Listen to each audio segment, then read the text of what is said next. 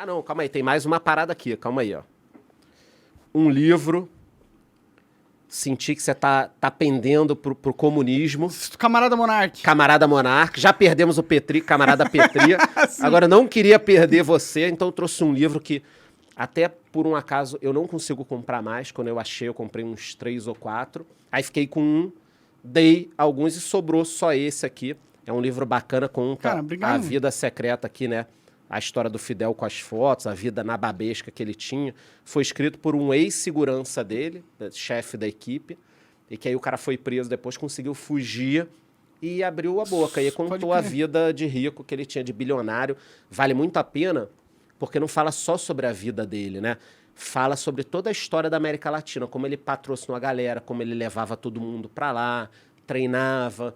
Então, toda essa turma que ganhou na América Latina, como o Lula, por exemplo, passou por lá. Não é a teoria do chapéu de alumínio, nem teoria da conspiração. É verdade, tá aí, tá documentado. É geopolítica. Então, o cara financiou todo esse crescimento na América Latina, que a gente viu depois se concretizando. Para muitos, não era um ditador, foi eleito por 60 anos democraticamente, mas, cara, tem umas coisas que não dá pra gente aceitar, né? Tipo... Bom, se você só tem um candidato na democracia, não deixa de ser democracia, né? Tem gente que fala que... Cara, eu já escutei as pessoas falando que a Coreia do Norte é uma democracia, mas que, na realidade, as pessoas votam em governos regionais, e esse governo regional elege o líder.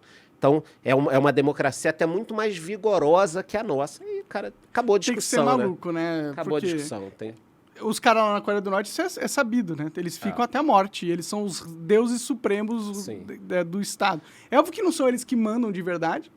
Eu acho que eles são apenas um puppet do Deep State norte-coreano, tá ligado? Mas... hoje a Coreia do Norte depende muito da China. Importação, exportação, é tudo a China. Se der uma merda na China, acabou a Coreia do Norte. Alimentos, isso tudo. Ela fica pobre de novo, né? É meio que aconteceu com... Quando é que Cuba ruiu, né? Com o fim da União Soviética. Ali no final dos anos 90. Até aquele momento, cara, Cuba se virava, porque trocava açúcar por petróleo, dava um jeito. Depois o Brasil ajudou um pouco, Venezuela ajudou um pouco. Aí quando caiu a Venezuela e aqui no Brasil saiu o PT do poder, cara, fudeu. Tanto Cuba, que eles até estão abrindo lá o mercado deles, né, para importação americana. Aí fica esse papo, por exemplo, eu sou contra o embargo americano, né? Óbvio que a gente não decide nada aqui, vai ter muita... O que esses caras do Brasil estão falando de Cuba? Então, o que a pessoa tá preocupada, então, que eu tô falando? Foda-se, se você não acha que... E, na realidade, Cuba, eu acho que o embargo ajuda muito mais a uma narrativa do que atrapalha ao governo de Cuba. Porque quando você pega importações e exportações, Cuba faz negócio com uma porrada de país. Espanha, China, Irã, Venezuela. Só a população que não consegue. Né? Então esse papo de que não, a verdade é que Cuba é assim porque o embargo proíbe de outra coisa. Óbvio que embargo atrapalha em certa medida, mas não é isso que faz. Então, eu acho que se você tira o embargo, você quebra um pouco da narrativa. Sim, porque eles podem falar, viu como os americanos odeiam a gente, eles querem nos destruir, eles não deixam nem a gente prosperar. E aí a verdade é assim, né? Mas tem um ódio dos americanos contra Cuba, né? Eles tem. Querendo ou não, tipo, essa é a parada dos comunistas que eu acho que eles têm um ponto, entendeu? Porque o que eles percebem é que nosso sistema de político no mundo inteiro ruiu. E a gente não vive mais numa democracia. Eu não diria nem que os Estados Unidos é uma democracia, pra ser sincero. Você acha que tem um deep state ali cuidando? Eu acho que o deep state dos Estados Unidos controlou os Estados Unidos completamente. A população é um bando de gado, igual no Brasil. E a política é feita através de manipulação da narrativa da sociedade. Então, eu acho que eles percebem isso e percebem como nós estamos sendo explorados pelo grande capital. E até patrocina um pouco isso com ONG, aparecem umas figuras, por exemplo, Greta Thunberg. Caralho, meu irmão, do dia pra noite apareceu uma menina, sei lá, na época com 15, 16 anos, rodando o mundo, em todos os jornais, em tudo. Aí você fala, cara, como é que botaram esse negócio aqui nessa árvore, né? Porque...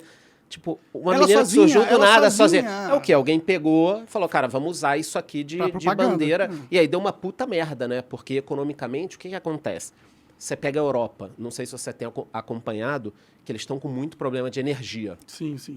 né? Por causa da Rússia que fechou o suprimento. Né? Fechou o E os suprimento. Estados Unidos que bombardeou também. Aí tem dois problemas, né? Primeiro de tudo, a Rússia fechou o suprimento. Como é que a Europa fazia antigamente? Ela se virava com a própria energia, né?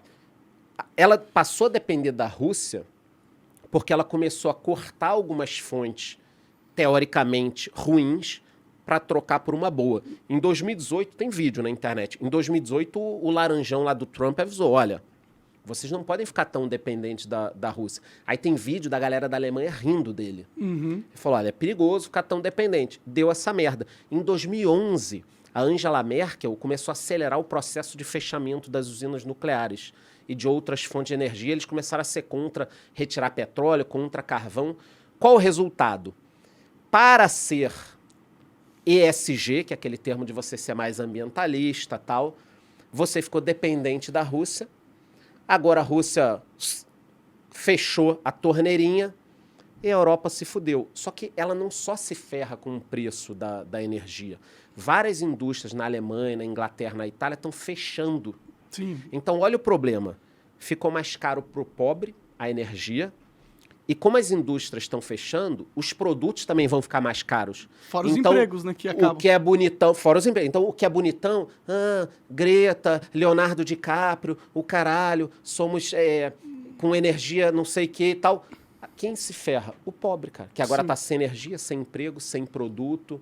Então, esse é um ponto que o mundo precisava discutir mais. Quer dizer, um discurso muito bonito, você vende para a população, não é prático, né? mas que não é prático, entendeu? Chega na hora e agora. E agora precisa de petróleo, carvão, os caras estão queimando carvão pra caralho. Aí o que eles fazem? Queimam carvão, tem uma energia péssima.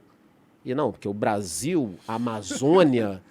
Pô, cara, pelo amor de Deus. Aí hidrelétrica pra caralho aqui, não poluindo porra nenhuma. Energia solar, com... Pô, o Brasil, as pessoas têm uma ideia totalmente errada. O Brasil é um dos países que mais protege a natureza, que tem uma das maiores reservas. E se você quiser ter uma fazenda, uma produção, alguma coisa, tem reserva legal, cara. Você tem que separar um puta pedaço. O Brasil é case de ambientalismo. Mas o que acontece? Você fica com esse papo de que não, o Brasil está destruindo, o Brasil é o pior. E eu não estou falando do biruliro. Ganhe o Bolsonaro, ganhe o Lula, ganhe qualquer um. Eu acho que o Brasil vai continuar sendo meio que atacado nisso, porque é um jeito de você ficar bloqueando o agro, né? Quer dizer, você diz o seguinte, olha, a soja que vem de lugar de desmatamento, ou que não é bom para a natureza, a gente já não compra, já não faz isso, já não... Só quem vai decidir qual lugar desmatou, qual lugar não sei o quê? Vai ser uma ONG? Então, no fim é controle, né? Eles querem controle da região. Isso que você falou, eu concordo em parte que existe um Estado controlador, ONG e tal, mas isso não livra essa galera comunista, socialista de vender uma narrativa que não é. Então, normalmente você vai ver os caras desses países vivem de uma forma que Fidel, não, o cara sim, da sim, Coreia sim. do Norte. O ponto maior, na verdade, é que a galera que não é comunista, as pessoas normais, elas percebem isso. Elas veem como o capitalismo faliu e como os problemas da sociedade não estão sendo respondidos pelos grandes negócios ou pela política, como está rolando uma tentativa de monopolizar e manipular o mercado em prol de quem já é muito rico, com a desculpa de ser ambientalista ou com a desculpa de ser moralmente alguém superior. ganhou dinheiro com a Greta, com o DiCaprio. Claro, alguém está ganhando dinheiro para ter essa narrativa aí, né? Tem o Al Gore, a galera pode até pesquisar, né? O vice-presidente, né? Foi vice-presidente, ele fez um documentário, Uma Verdade Inconveniente, eu esqueci agora como é que é em inglês, que é um outro nome, Uma Verdade Inconveniente. E aí que ele falava que a Terra ia ser... O mar ia subir, aquela venda de susto, né? O cara é vendedor de susto. Ele fez esse documentário, mas comprou uma casa na praia. Então, cara, as pessoas continuam acreditando nisso. Eu me lembro, eu fui no Rio de Janeiro num negócio chamado Eco 92. Eu era muito novo, só que todo mundo ia, né? E foi uma convenção que abria esse debate eu era muito novinho, fui assistir, né? Não fui falar, óbvio. E falava sobre ambientalismo, como os oceanos estavam subindo, não sei o quê. Cara, 92, os caras já vendiam que o mar ia subir 1 metro, ia subir 3 metros. E sabe o que isso causa nas pessoas? Pânico. Você conversa com um jovem, ele está em pânico. Sim. O mundo está sendo destruído, o capitalismo está matando todo mundo, o Brasil está destruindo 85 estádios de futebol por minuto. Sabe aquelas estatísticas que você fala, não, pô, para com isso. Só que, e aí o jovem fica com medo, cara. Sim. O jovem vira um medroso. E é fácil manipular o medo das assustado, pessoas. com pânico, tomando remédio. Porque, cara, tá tudo errado, tá tudo não sei o quê, tá tudo vai acabar. Aí quando você pega os indicadores, tem um livro muito bom chamado Factfulness. Factfulness. Depois vocês pesquisem aí. E aí ele traz as estatísticas, é o que a gente estava conversando antes, de como era o mundo e de como está o mundo. Cara, o mundo melhorou de uma forma... Você pega em 1800, que a gente estava conversando, em 1800, 85% das pessoas viviam abaixo da pobreza, que seriam $2 por dia, menos de $2 por dia. Hoje, esse número é abaixo de 10%. Ou seja, cara, toda uma ascensão das pessoas melhorando de vida. Mortalidade infantil, 20%, 30%. Agora 1% em algumas regiões. 20% das pessoas só tinham um mínimo de escolaridade. Agora, praticamente todos em vários países têm. Então, o mundo melhorou muito. Mas o que se vende? Cara, você tá na pior fase, o mundo tá sendo destruído, tá tudo acabando, tá tudo... A pessoa fica desesperada. Sim, Há sim. 200 anos, a gente acordava sem saber se ia ter o que comer, cara. Sem ter banheiro. Hoje, você tem o problema da fome no mundo inteiro. A gente não pode esconder isso. O capitalismo tem isso, né? Só que o que é mais fácil?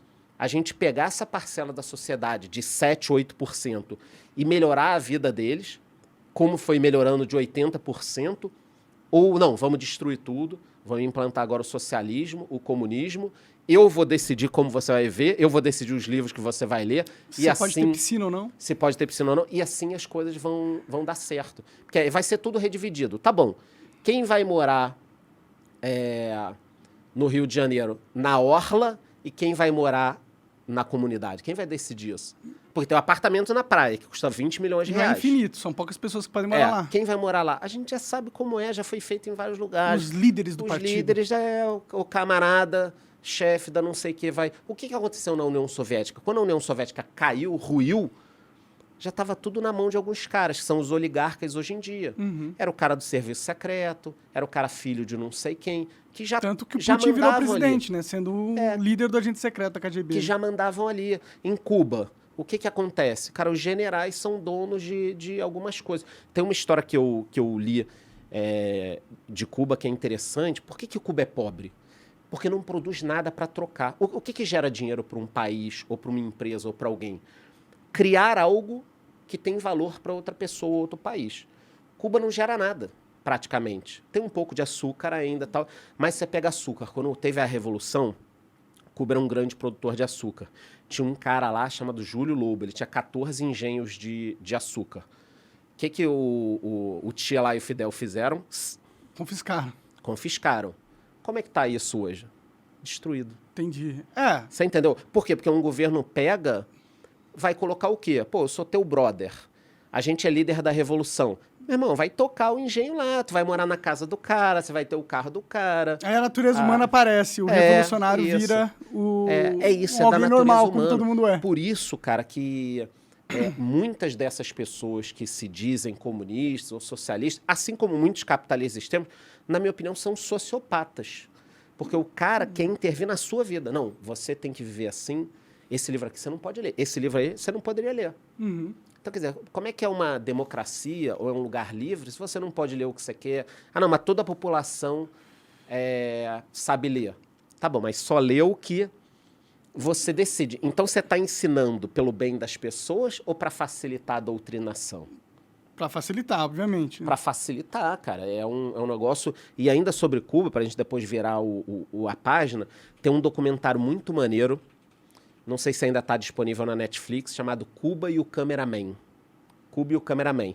É um maluco que é jornalista, repórter, e aí ele vai numa viagem para Cuba, cobria, sei lá, 40, 50 anos atrás, cobria uma viagem do Fidel, e o Fidel se encanta com ele, brinca com ele e tal, e o cara fica encantado. Você tem que pensar que há 50 anos as pessoas idolatravam ele, não sabiam que era um assassino sanguinário, não sei o quê. Tava no poder, né, também. Tava no né? poder e tinha essa beleza, né, de tal.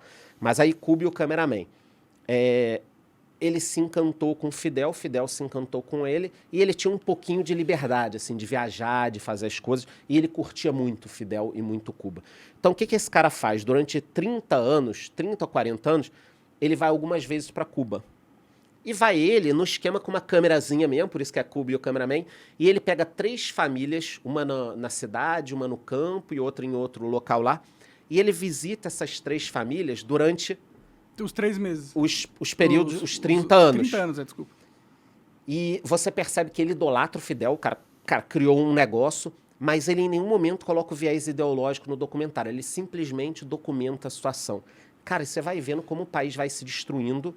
E na última visita que ele tem nessa família, são 3 irmãos no campo, tudo destruído, os caras já não produzem mais nada, o governo tomou a vaca que ele tinha, a outra vaca foi roubada por assaltantes, e os caras já não têm mais insumo para produzir. Ou seja, aquilo vai se deteriorando, porque no socialismo e no comunismo os caras tomam as coisas e dura até acabar. Você acaba de assistir um corte do Monarch Talks. Agradeço demais, mas se você quiser ver o vídeo na íntegra e acompanhar ao vivo todas as transmissões, você tem que ir lá no rumble.com/monarch para não perder nada. Segue a gente lá.